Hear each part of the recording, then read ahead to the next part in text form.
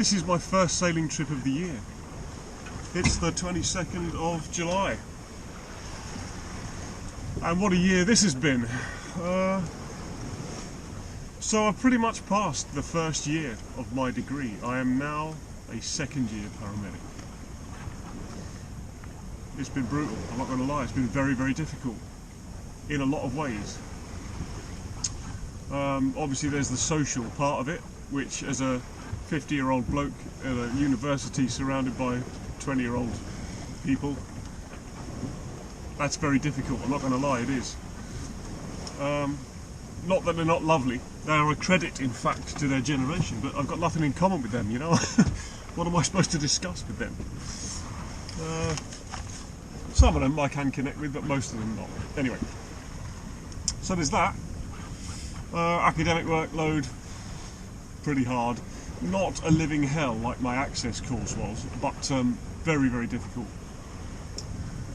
And of course it's interspersed with videoed clinical exams, where you're the star of the show basically, and you have to go in there and, you know, administer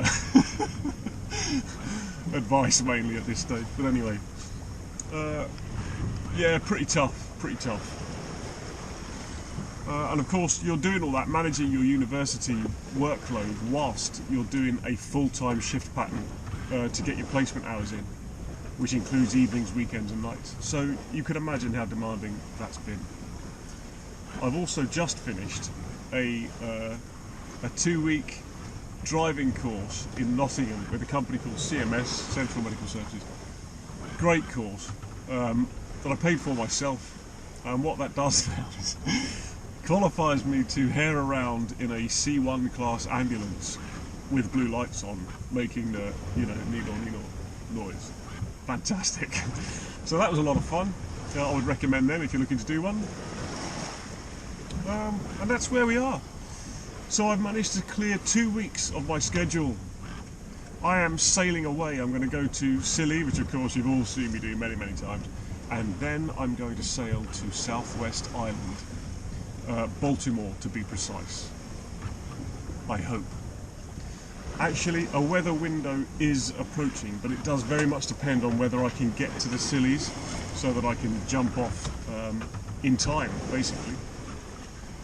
Today I've been at sea now for 2 hours, and you can see I've not exactly smashed it so far, look. You know, I am moving forwards, but I'm hoping to get to the Helford today, which is down here. So, I mean, I should point out that I've been against the tide for most of this so far. So hopefully the tide will turn in my favour and things will improve. And my strategy, of course, is to stay on my best tack for at least twice as long as I'm on my worst tack. That's the plan. Anyway, I'll check in later. Wish I had a wind vane. I'm going to build one. I'm going to have to. The great thing about a wind vane is every time there's a lift or a slight benefit in the wind, you get the benefit straight away. So if you want to steer tight to the wind, a wind vane is the way to go, I think. Anyway, that's not news, is it?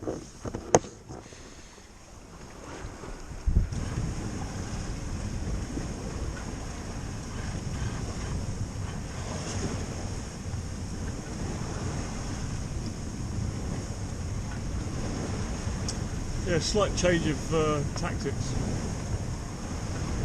Instead of staying on my best tack for longest, which I will be doing later, but for now, what I've done is tacked within the belt of strongest tide. Tide is king, isn't it?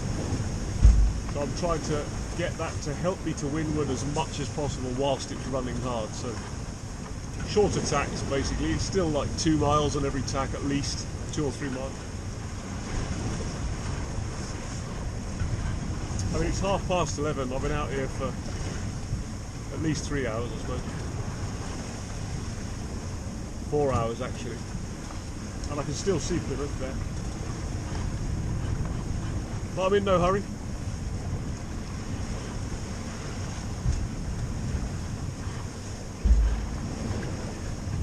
I think my favourite type of patient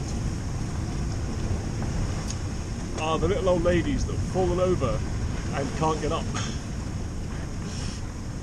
And most of the time, not always, but most of the time there's nothing actually wrong with them, they're just old, you know. Fall over and they lay there like beetles on their back, you know, just waiting for someone to come and flip them back over so they can get up. For those people, very often they're the people that really need us, you know, so that's, I've got a lot of time for those people. And often all they need is a bit of reassurance, full check over of course, a bit of reassurance and a cup of tea. I like those people. It's one thing I've learned over the past 6 months. It's ideally, don't get old. If you have to get old, for the love of God, don't get old and be overweight, because if you do that, your quality of life is going to be extremely low.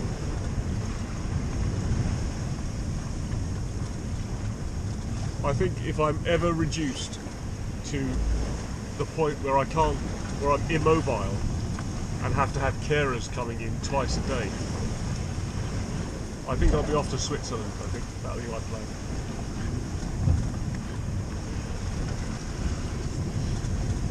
It's undignified and there is no quality of life living like that. And the most heartbreaking thing really, and this is the UK, is that these people have often a couple of kids, you know, they never see them. People in their 70s, 80s or 90s whose children live, you know, either hours and hours of driving away or in many cases in other countries. And probably the only thing those old people want in all the world is to spend some time with their kids. And they never see their kids once a year. And even if you go to those places, and this is not a judgment on the kids, you understand. If you go to those places and the patient is end of life, so they're not long for it, and you phone the kids, I say kids, they're grown-ups, you know, phone them and say, it's coming, the end is nigh. And all they can really do is say, look, keep me posted.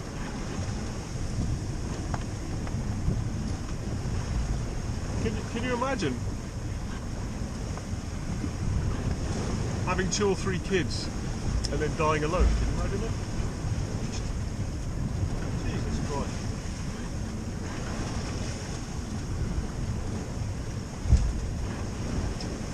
I think there's something fundamentally wrong with the way we do family in the UK.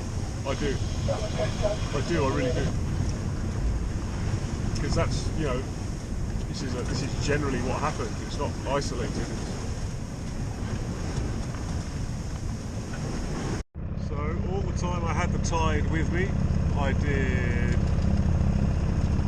this, and you can see longer tacks and wider tacks because the tide was with me. It didn't start with me, but then it was with me. Then I got a bit of a lift in the wind, which was very nice, and then I started motor sailing, and now I've given up on the sailing, I'm just motoring, and what are we now? Less than 5 miles away from the mouth of the Helford. But to my horror, where we've been covering 5 miles easily in about 45 minutes on passage, now we're down to like 3.5 knots, so say an hour and a half. It's always the longest part, isn't it? The last hour in when you're just chugging against, and now we're against the wind and the tide, and there's really nothing I can do about that. In fact, I've played it as well as I could have played it, because what I've got now is an hour or an hour and a half of foul tide and a headwind. But all day I've been tacking backwards and forwards with pretty much the tide either with me or at least slack. I don't think I could have done much better, but what that means is this is going to be a 12-hour day pretty much, and that's to cover about 40 miles. And I know that I've done Helford to Cawsand Bay before in about 5 hours, something like that.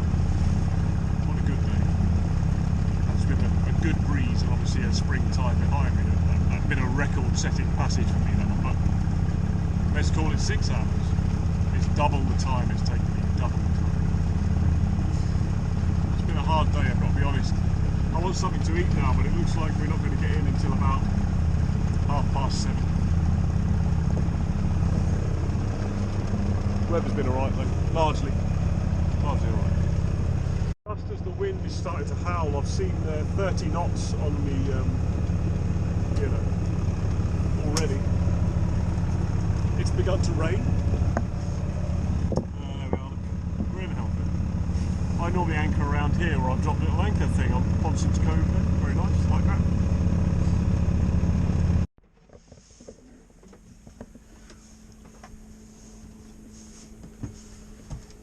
Ah, the Helford. Look at that lunatics water skiing 8 o'clock in the morning. What's wrong with people? I've just seen one sailing boat depart there. He's keen because the tide's past the Lizard. Begin at about well, you wouldn't want to be there any sooner than about 10 really. And when I say there, I mean at the Manacles at 10, because the tides for the Lizard become favourable about 11. So he'll be into a stemming tide. I've done what he's doing though, and sometimes it's nice to just be out there early, isn't it? And be waiting for the tide to turn. Anyway, each their own. I'll be following him shortly. Trimaran over there, look. All the rage now, isn't it? Everyone wants a trimaran. Not me. Yeah, lovely. So, coffee and then off we go again. Very relaxing sail this morning.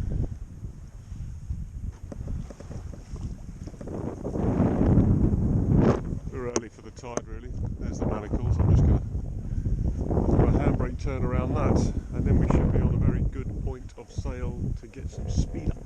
Although now we're doing more than 5 knots and I'm happy with that. Much better weather today too. Just look at it.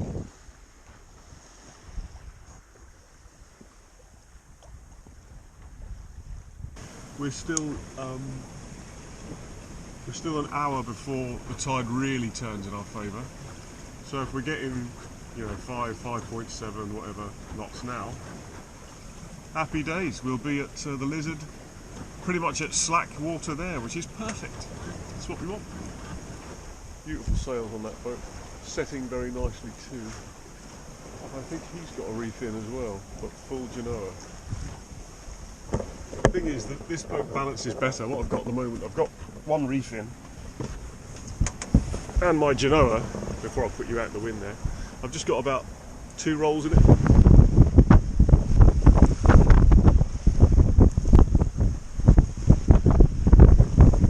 And it just makes it light and easy for the autopilot when it's like that. Let's have a relaxed day, Not a race, is it?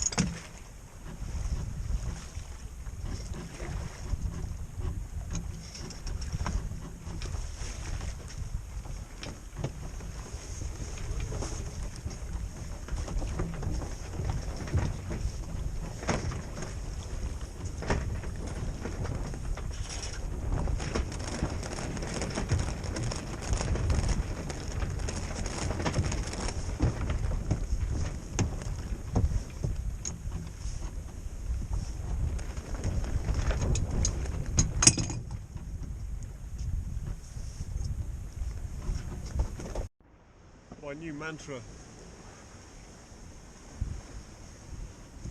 when it all feels a bit overwhelming and I just can't really deal with it anymore. My problems are too big. These are in fact the good days. These are the good days.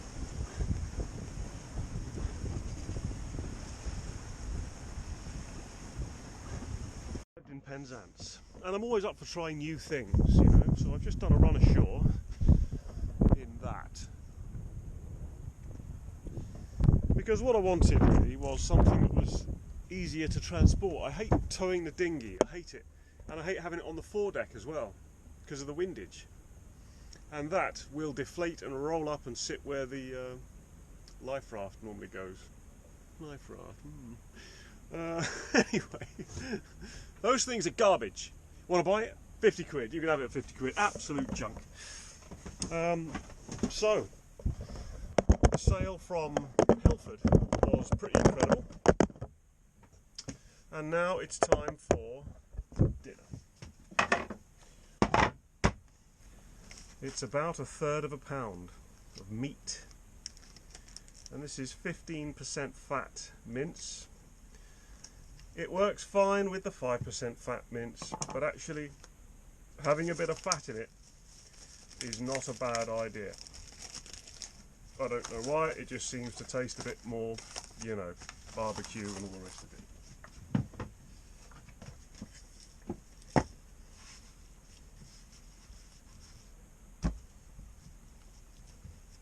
I'm just roughly forming this into a burger, which is about, well, it's a good 1/2 inch bigger actually than the bun it's going to go in.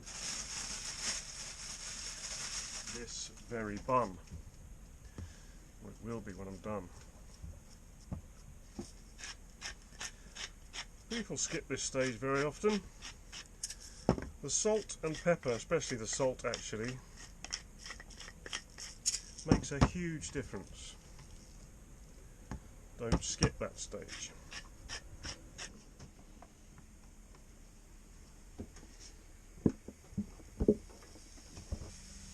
It'd be nice to use a fancy bun for this, but having just been ashore in Penzance, I can tell you there are no fancy buns in Penzance. And this really is the magic touch. So this is homemade sauerkraut. And all I'm going to do is put it on this plate to drain a little bit, ready to put on the burger. I wouldn't normally drain sauerkraut because it's probiotic and really good for you. But I don't want my burger to get wet. Normally I would make my own mayonnaise, but whilst I was ashore I managed to get some of this. Ooh! This is the medium spicy one.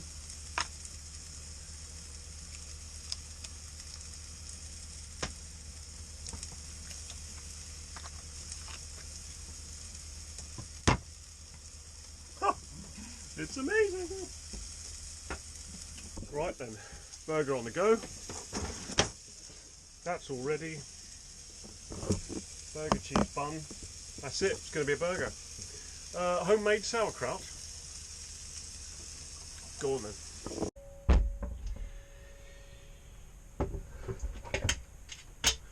Sauerkraut's a bit of a gift really.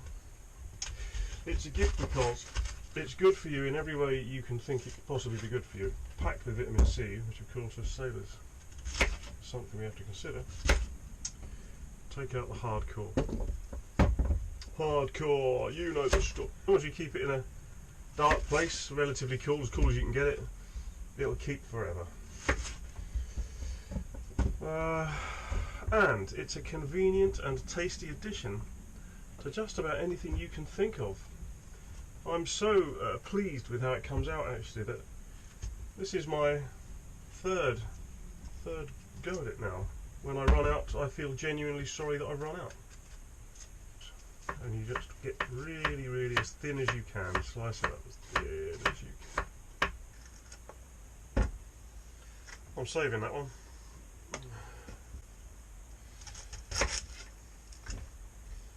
So I've chosen to use a mix of red and white cabbage just because, because you can really. You can get a bit creative with it. Which makes it a bit more interesting to look at actually, that's all. I'm going to give that a thorough mix.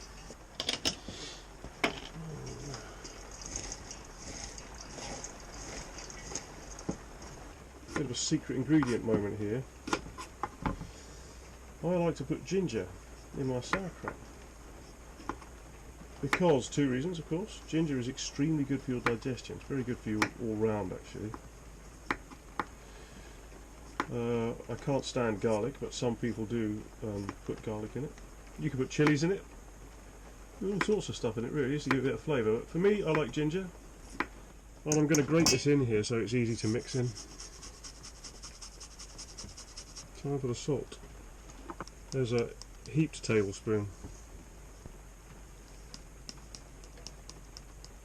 And a half. You need enough salt to stop the bad bugs growing, but not too much salt, otherwise nothing grows. So it is a bit of a balancing act. Rule of thumb, about 3% of the weight. So I'm going to give that a good mix, as thoroughly as I can, and I'm going to let it stand for a minute. You see the difference. No water coming out of there, look, no liquid in the bottom of the thing. I'm not going to add any. Starting to run out all the cabbage there, see? I'm not squeezing it very hard, I'm squeezing it a bit. All that stuff, that's the salt doing its thing. So I'm going to load this now into my fermenting jar, which doesn't have an air release. It should have really, because obviously it's not air that comes out, it's carbon dioxide that comes out, which, ideally we want to let it out. But what you can do of course is just burp the thing once a day.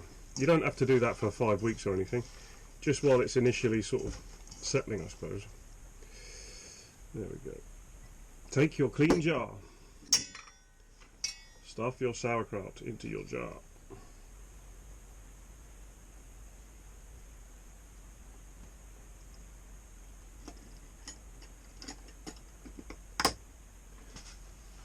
That is going to be absolutely amazing in a cool, dark place. I'll secure those if I actually go anywhere, but for now, that's that. Oh yes. Come on.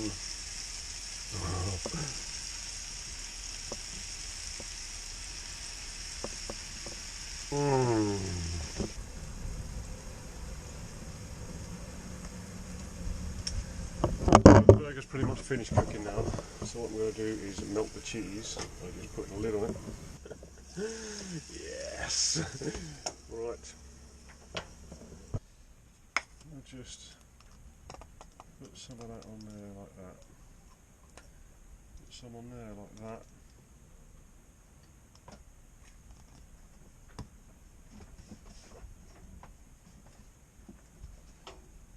Put an enormous burger on the bottom like that. See how it fits the bun? That's because it was made about ½ an inch bigger.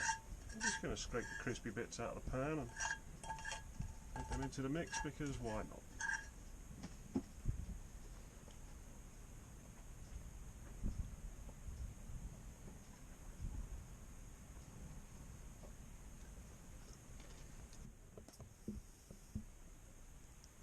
Yes. Oh. Jesus Christ.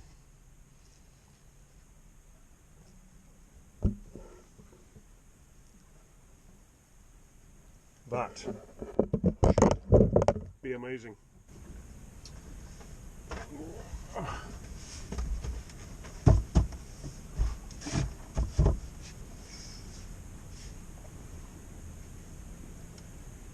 Oh, look at it.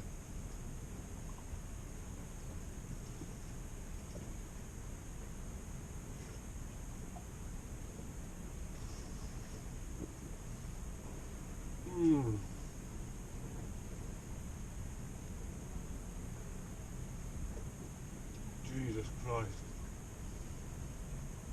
I think I found my G-spot.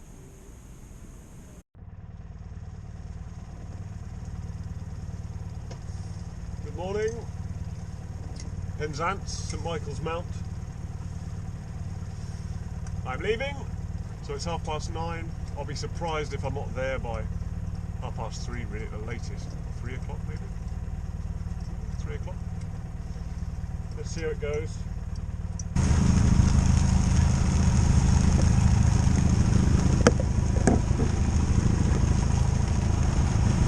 End of July.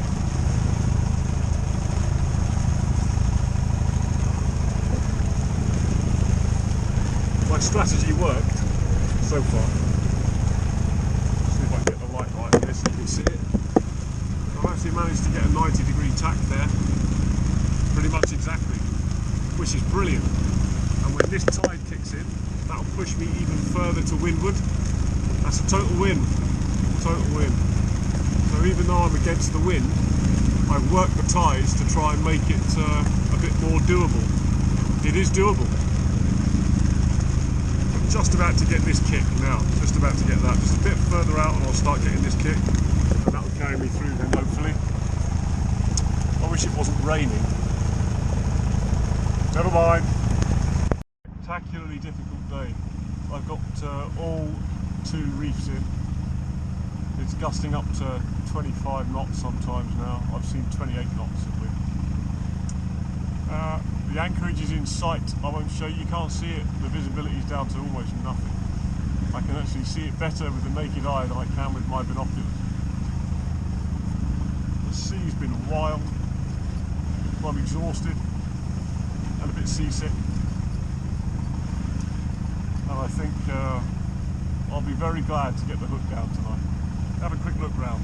Oh, it's 3:30. My prediction was correct. I'll show you the track in a minute on the iPad thing. Just about to see it there. That's the Eastern Isles. You can see that.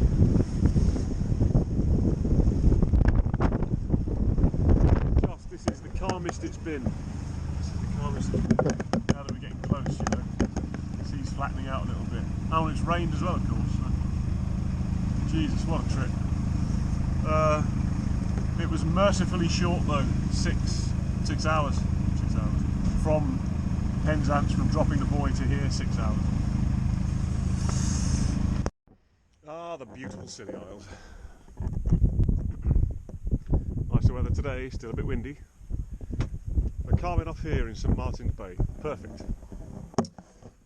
Next time then, if the weather holds, Ireland.